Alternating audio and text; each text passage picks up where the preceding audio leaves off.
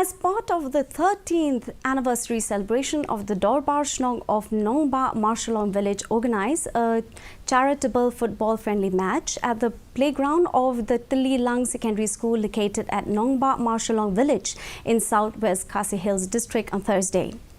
The football match was inaugurated by the Superintendent of Police Southwest Khasi Hills District, GD Karwanlang, and later closed by Maukarwat MLA Renington Lingdo Tongkar.